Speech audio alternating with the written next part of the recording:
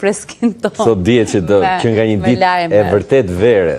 Po, e vërtet, por aman, si ditë e martë edhe datë 28 prill, është dita e fundit për zgjedhjen e presidentit të ri në Kosovë. Në të kundërt, i gjithë vendi shkon në zgjedhje të jashtëzakonshme.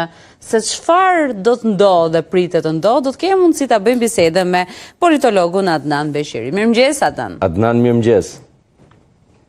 Mirëmëngjes për juve të faleminderit. Kemi një muaj që flasim bashkë dhe jemi gjithkohës për të ditur se çfarë do të ndodhë Kosovë dhe jemi në të njëjtën situatë. Duket sikur s'ndalon kur kjo biseda jonë, Adnan, është e vazhdueshme gjatë gjithë kohës.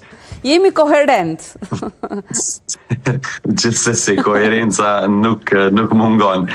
Sinqerisht, unë po qeqe tani, po ndjehemi turpnum, ndjehemi zhgënjym, nuk ndjehem fare mirë, do duhet kishim qenë tani në një bisedë ku ne i diskutojmë të arriturat e Kosovës, qoftë në procesin e aksedimit në Bashkimin Evropian apo për ndonjë projekt kapital, por ja që fatkeqësisht ne, liderët tonë, elita jonë politike në Kosovë, ka gjetë rrethllakun, ka gjetë komoditetin të sillet sikurse ishte shteti i 51 i Shtetit Bashkuar të Amerikës, një SBA e cila ka superfuqinë ushtarake të viteve të 90-ta, reputacionin të viteve të 90-ta dhe fuqinë ekonomike të viteve të 90-ta. Ndërkohë, as ne nuk kemi komoditetin dhe as nuk kemi shteti i 51 të Shtetit Bashkuar të Amerikës. Është sinqerisht situatë shumë e rëndë, mbram siç keni mund po, ku vendi Kosovës filloi me një farë mënyrë procesin e zgjedhjes së presidentit, por kishte mungesë, se si procedoi.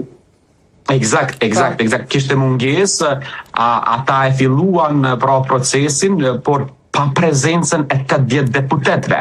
Ndërsa siç dihet kushtetuta kërkon që të jenë 80 deputetë. Por sigurisht se ata e kanë një interpretim të tyni, gjoja se deputetët ishin në salë, por lëshuan salën, ishin në hollet e kuvendit, prandaj prania e tyre mund të konstatohej, po sidoqë që tjetë prania e votave të duhuna, 80 nga to, pra 2/3 nga 120, nuk ishte dhe fatmirësisht nuk ndodhi ajo më e keqja, s'po kumbron, nuk e shpallën fitoren e kandidatës në fjalë. Mirë po, kjo sog nuk ka përfundu, kjo sog do të vazhdoj edhe sot në ora 10. Teoretikisht ende ka kohë, mirë po gjasat që të ketë një zgjidhje e cila del për te interesave të ngushta të liderëve, të partive në fjalë, janë të vogla. Unë dëshiroj që në diskutimin tonë të ardhshëm të jemi pozitiv dhe të themi se si në ora 10 ose në ora 11 me 28 prill. Pra ti mendon që për 3 orë mund të ndryshoj gjithçka? Kur nuk ndryshoj për kaq ditë dhe kaq muaj? Teoretikisht është e mundur, sepse faktikisht ata mund të vazhdojnë jo vetëm nga ora 10 deri në ora 11 azon, po ata kanë nga ora 10 e mëngjesit deri në ora 00, domethënë në ora 23:59 sot. Ti mendon që do të përmbyset si situatë, Adnan, nga nuhatja jote politike?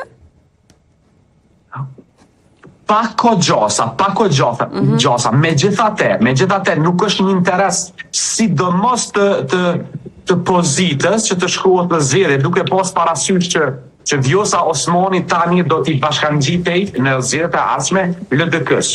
Dhe kjo do ta rrezikonte megjithatë, ndonë se jo me një masë shumë të madhe në kuptimin e numrave, po do ta rrezikonte pozitën në kuptimin e përqindjeve elektorale që do ta fitonte. Prandaj, teoretikisht është e mundur që ndoshta edhe lideri i vetëvendosjes, kryeministri aktual, Albin Kurti, të ofrojë edhe ndonjë rokot tjetër, edhe pse ai po vetë fundit ka bërë disa manovrime që çojnë në drejtim të parafrimit të pozicioneve. Megjithatë, edhe fatkeqësisht nga ona e opozitës nuk ka pas lëvizje të mjaftueshme. Edhe LDK-ja nuk ka qenë shumë e qartë në atë se çka ka ofruar. Ka thonë se ne i ofrojmë 15 votat e tona, që ka mundësi që tjetë edhe për Vjosën si kandidate, por pa e precizur dhe pa e përdor një gjuhë asertive ose absolute. Po, dhe figura e Vjosës ku qëndron në këto momente? Po aktualisht figura e saj është e djegun, sa i përket kandidaturës për president në këtë moment. Pa qka që ndonë se probabiliteti mund tjetë ndoshta 0.001%, duke pas parasysh se vetë vendosja nuk ka arsye super të mëdha për refuzimin e vjosës, duke pas parasysh se Albin Kurti para disa muajve tha se nuk e kandidoi vjosën nga që nuk i kishte numrat, dhe tani që LDK-ja gjysmë teoretikisht ka afru këto 15 votat e tyne, edhe mund të arrim në një situatë ku ndoshta edhe vjosa mund të konsiderojnë, ndoshta probabiliteti është shumë i vogël. Po. Mirë, po nëse vjosa ta bëra pyetje sepse duket sikur ka një lakim të figurës femërore.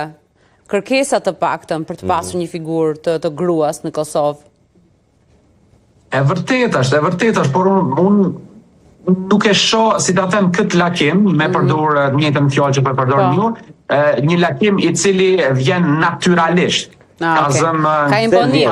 Diskutimi. Jo, është më shumë një tentim për të akomodu më shumë teket e liderëve kryesor politik, të cilët lider janë meshkuj. Sikurse edhe në rastin e Feride Rushitit ose Hatixhe Hoxha, po si e kishte emrin këto dy kandidatët e mbrojtshme, donë se Feride Rushiti është megjithatë një lloj personaliteti. Kandidatja e dytë nuk është fare, por është vetëm një mënyrë për t'ja akomodu teket e liderëve. Nuk është se ka ndonjë avancim natyral të pozitës femrës politikone në Kosovë. Ne po e diskutonim, Adnan, faktin që mbase mund të jetë fakti i një gruaje si presidente e Kosovës për të bindur mbase opozitën edhe për gjetur një balancë. Pra është një strategji për gjetur një balancë edhe për të shkuar drejt një konsensusi pa shkuar drejt zgjedhjeve, sepse vetmja figurë mashkullore ka qenë zoti Konjufca në 4 emrat e përmendur. Po, është vërtet. Fakti që vetëvendosja ka ofru këto dy emra, dhe të dyja janë femna dhe vinë, sidomos Feride Rushiti vjen nga, si ta them, nga shoqëria civile. Kjo është një strategji, s'paku një taktik e mirë e vetëvendosjes dhe Albin Kurtit, dhe taktik e cila mund të sjellë edhe përfitime në zgjedhje që janë pothuajse të pa evitueshme. Dhe teoretikisht në këtë drejtim edhe PDK-ja dhe LDK-ja nuk është se kanë arsye të mëdha për ta refuzuar. Por në të njëjtën kohë kritika mund t'i adresohet edhe vetë lëvizjes vetëvendosje. Unë si një qytetar i thjeshtë do e pyesja Albin Kurtin, cilën e kam mbështet i 2019-2020, por së fundmi, pse të mos propozohej që në fillim Feridja ose të tillët kandidat që dojnë për te partive, pse të mos propozohej në fillim, pse të pritet dita e fundit që të bëhet shumë drejt. Po, sërish opozita duket sikur nuk është dakord tashmë. Sërish opozita duket sikur nuk është fare në dëshirë për të shkuar drejt një konsensusi, por do që të shkojë drejt zgjedhjeve të jashtëzakonshme, pavarësisht se mund të ketë edhe emra të mirë. Kush mendon që është emri më i mirë nga të katërt, pra qëndron për Feride Rushitin? Unë besoj se Feride Rushiti nga këta emra që janë propozuar, nga këta po flasim gjithmonë. Është emri më i mirë, sepse SPAK-u nuk njihet për ndonjë, si ta them, për ndonjë prononcim i cili mund të jetë kontradiktor ose ndonjë qëndrim politik i cili tregon një lloj animi politik, pra në kuptimin e unitetit si figurë ajo e përfaqëson goxha mirë. Në anën tjetër, ajo nuk është se e ka, si ta them, edukimin e duhur, rritjen e duhur profesionale në kuptimin politik, sepse ajo vjen kryesisht nga bota medikale, mjekësore. Pa çka që në fushën e saj ose në pjesën e jetës saj, ajo është mirë gjithashtu edhe me shoqërinë civile, me konkretisht me rehabilitimin e të ndjetuarve të luftës, nëse nuk gaboj, dhe kjo i jep një lloj kredoje politike. Megjithatë qëndrimi i saj prej një figure publike, besoj se është më kredibili dhe pse ju do duhet votohej. Dhe ndoshta edhe LDK-ja dhe PDK-ja reflektojnë sepse ndonë se ka një gjast të vogël që ata edhe nga këto zgjedhje pak të përfitonin, prap se prap nuk do të ketë një përmbysje të rezultatit. Prap se prap ne do të arrimim në shumë gjasa në të njëjtën pikë pas 2-3 muajve. A është shumë e rëndësishme, Adnan, që të jetë një figurë vërtet popullore, pra që ta duan, që të jetë me kauza si Zënia Feride, sepse në fakt ajo është aktiviste dhe prej shumë kohësh në kauzat e saj prevalojnë fakti i mbrojtjes së të mbjetuarve ndaj dhunës seksuale kryesisht. Dhe me sa duket në kauzat e saj dhe sigurisht edhe si një mjeke, ajo ka rrëmbyer zemrat e shumë grave njëkohësisht, por edhe të qytetarëve të tjerë të Kosovës për shkak të këtij populariteti. A vlen në këtë rast populariteti për të marrë një pozicion kaq shumë të rëndësishëm si presidenti i Kosovës? Vlen, edhe në kuptimin, si ta them teorik, sa i përket asaj se cilat janë kriteret që e bëjnë të denjë një kandidate, po edhe në kuptimin në puro politik, sepse bëhet më e pranueshme si kandidate për partitë politike. Gjithsesi se vlen. Ajo pra ka dhënë një kontribut shmueshëm, por çështja është se nuk ka qenë shumë e zëshme dhe disa nga analistët politik dhe jo vetëm pretendonin se kjo është një figurë e panjohur dhe doni të argumentonin se Gjoja nuk e plotson kushtin për me qenë e denjë për presidenten. Nuk e besoj këtë fakt, unë besoj se mos harroni, në Kosova nuk është as sistem gjysmë presidencial. Presidenti i Kosovës megjithatë ka rol simbolik. Unë besoj se pikrisht edhe këtu është një nga ato truket, sepse partitë politike duke ofruar një kandidat, ata mundohen që ta forcojnë, që ta fuqizojnë pozitën e presidentit, sidomos në politikat jashtme, prandaj edhe duan të kenë në një lloj kontrolle. Çfarë mund të sjellë ky zgjatim edhe kjo, le të themi, persistencë e madhe që po ndodh në Kosovë? Pra, çfarë përfitimi mund të ketë vetë zoti Kurti nga gjithë kjo situatë? Përse duhet të jetë një destabilitet edhe një krizë në Kosovë dhe sidomos kur flasim për politikën? Ka ndonjë përfitim? Pra, duket evidentimi i figurës së tij, vendimarrja njëkohësisht? Mos harrojmë, ndoshta nuk është momenti më i dur për ta bërë këtë krahasim, por siç është ajo thënia, power corrupts. Pra fuqia ose pushteti korrupton. Mund ta konsiderojmë edhe probabilitetin që ndoshta është rritur apetiti, është rritur oreksi edhe nga ana e Albin Kurtit që të ketë ndoshta fuqi sa më të madhe politike, ndoshta të bëhet një Edi Rama i dytë. Ai mund ta thotë këtë që unë e dua këtë nga që dua t'i çoj përpara proceset politike. Tani kjo motivi se mund të jetë më pak i lehtë përcaktueshëm. E krahasove me Edi Ramën, mendon që mund të bëhet Edi Rama, po ndërkohë ne dim se çfarë, le të themi, të pak në ajo që ka dalë edhe në publik marrëdhënia e tyre. Marrëdhënia kanë ata.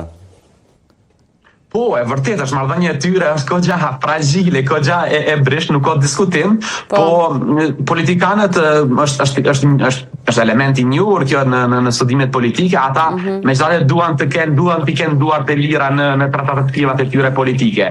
Gjithsesi Kosova nuk po përfiton nga këto ngërçe politike. Kur bën këtë krahasim, Adnan, se është një krahasim interesant, do doja të qëndronim dhe pak te krahasimi që të bëhet një Edi Rama i dytë. Kur e bën këtë krahasim, ti le të themi drejtohesh ku? Drejtohesh për çfarë? Pra në çfarë sensi politik po e flet faktin që zoti Kurti mund të bëhet një Edi Rama i dytë? Po shikoni, Kushtetuta e Kosovës për shumë aspekte, për shumë ligje, për shumë iniciativa, ta them kështu, shkarazi, kërkon në 2/3 e deputetëve për të votuar iniciativat, ligjet e ndryshme. Dhe siç dihet, këtë gjë nuk i ka pas Kurti dhe kjo gjë është paraqitur si blokad, si blokues për shumë procese. Edhe rasti konkret është procesi i presidentit dhe kjo dëshira për të pasur këtë pushtet do të thotë gjithashtu lirim i duarve, do të thotë president nën kontroll të Kurtit, do të thotë eventualisht edhe nominim tazëm i gjyqtarëve të instancave ndryshme të elementeve të gjyqësisë të Kosovës, sipas dëshirave të partive politike, me konkretisht të Albin Kurtit, shumë nominime tjera të cilat megjithatë sot Albin Kurti është i kufizuar dhe nuk mund t'i bën.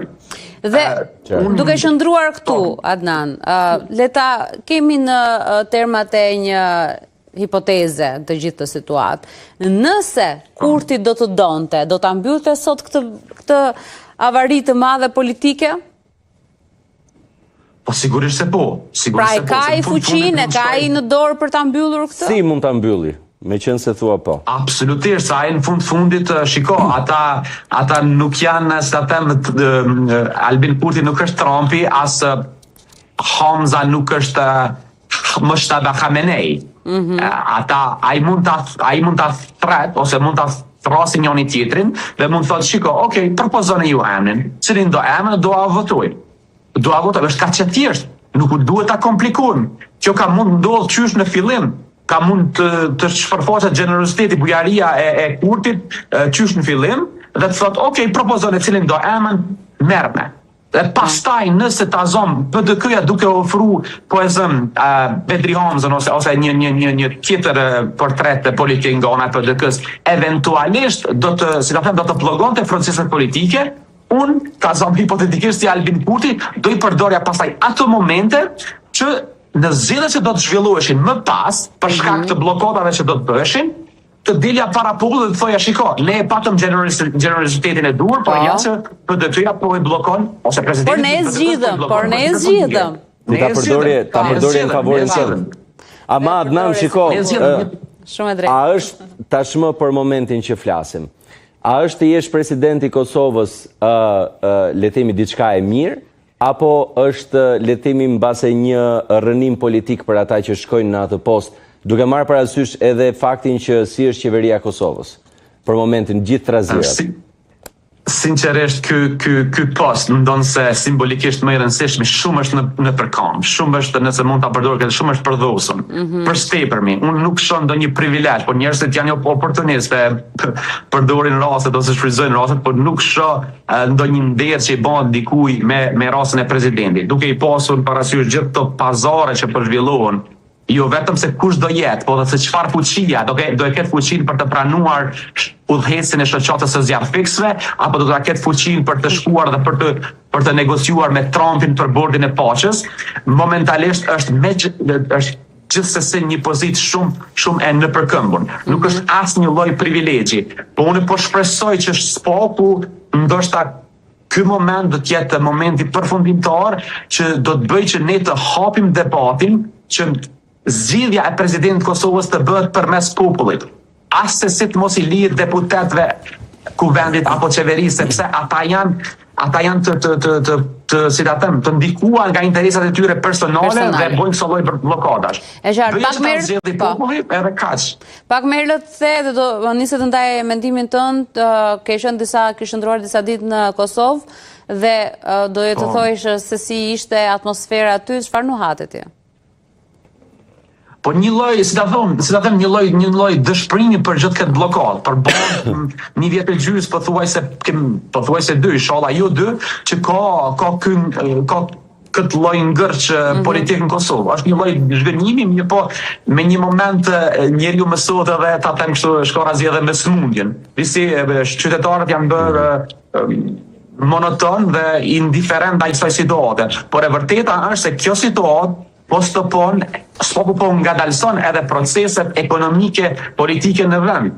Për shembull, proceset që kanë bëjnë me investime kapitale, infrastrukturore, po shkojnë në mënyrë shumë të ngadalt.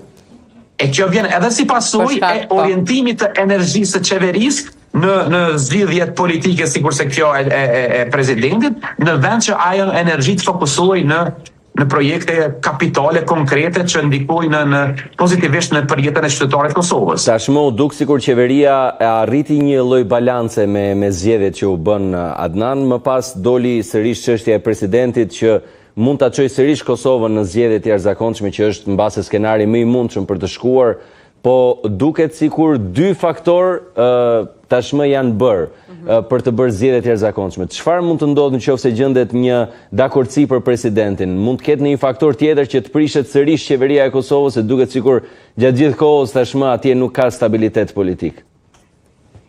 Nëse predikojmë basa asaj çfarë tha që do të zgjidhej presidenti, unë nuk shoh ndonjë SPAK-u në një tarme të afërm, ndonjë element që do me përdor termin kosovar, do ta prishte qeverinë e Kosovës, sepse, si ta them, aleatët e Kurtit janë të pafuqishëm kuptimin e numrave. Se ta zonë një situatë hipotetike mund të ishte ku Vjosa rizgjedhet presidente, dhe në këtë rast disot nga të pakënaqërit do të ishin aleatët e saj të partisë Buça.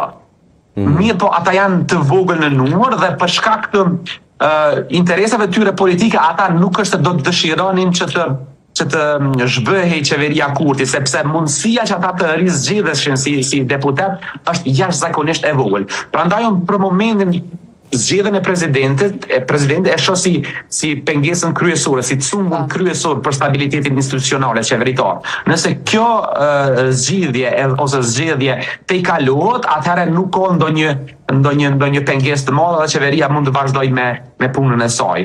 Spaku deri sot mos ketë ndonjë problem që mund të jetë i natyrës së jashtme, sepse dihet marrëdhëniet me Shtetet Bashkuara të Amerikës nuk kanë qenë nga më të mirat dhe SBA-ja më konkretisht administrata e SBA, sepse jo populli i Amerikës, jo rallëherë mund të jenë par excellence në ndërkombësat e tyre politike për arsye X ose Y.